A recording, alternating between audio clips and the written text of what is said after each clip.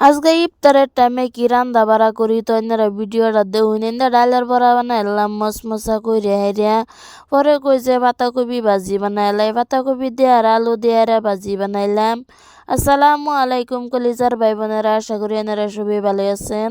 তো এনে করতো আমিও বালাই ইন্দা পাতাকপি আর আলু দিয়ে আর ভাজি বয়াই দিছি, তো ভাজি হইতে থাকুক।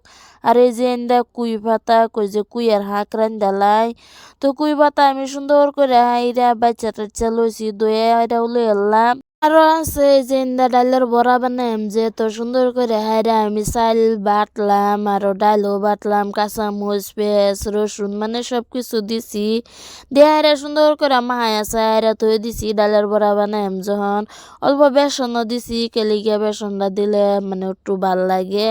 সবকিছু দিয়ে হাইরা মাহায়া চাইরা থই দিছি। তো ইন্দা কুই শাক যে কুই শাক অল্প হয়ে গেছে দইন মিলাই হাইরা উট্টু তোলা হয়ে গেছে, তো এনি ভাল লাগবো খাইলে কেলে কমে বস্তু রানলে বেশি তেল দিয়ে ভালো লাগে। আর রোজা রাখা সারাদিন রোজা রাখা জাল জুল খাইলে মুখের মধ্যে স্বাদ লাগে। আর শাক পাচলি দা ভাত খাইলেও বিরাট ভালো লাগে। তো আমি ইন্দা শাকও নামাই আলছি ভাজিও নামাই আলছি আর এই যে ডালের বড়াও বয়ে দিছি। ডালের বড়া তো আধা ডি হয়ে গেছে, তো আর আধা রয়েছে। তো সুন্দর করে ডালের বড়া দিউন কি সুন্দর করে লাল লাল করে ভাজাতাছি।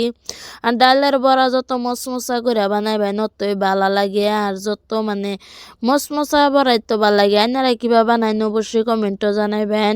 আর যদি না বানাইন তো এই যে ভিডিও দেখে বানাই খাই দেখবেন বিরাট স্বাদ লাগে। ইন্দা মাছের মতন দিলাম দুধ দিয়া, তো মাছের মতন না চাই যায় না মানে অল্প নরম হয়ে গেছে। পরে কই যে গুল গুল করে দেয়ালাই এই যে ইন্দা দুন কয়েকটা বড়া নামে আলছি। আর বড়া যদি বানাইন মানে হালকা আগুনে দিয়ে হাইরা বানান লাগবো, নিবি নিবি জাল দিয়া নাইতে বড়া পুইরা যাইবো। নিবি নিবি জাল দিয়া হাইরা বড়া বানাইলে বড়া খাইতেও স্বাদ লাগে আর বড়া মশমশাও। তো এই যে ইন্দা আমার বড়া হয়ে গেছে আর কয়েকটা ওইবার বাহির হয়েছে দেখুন বড়ার কালার কি সুন্দর আছে। সবাই ভালো থাকবেন সুস্থ থাকবেন, আল্লাহ হাফেজ।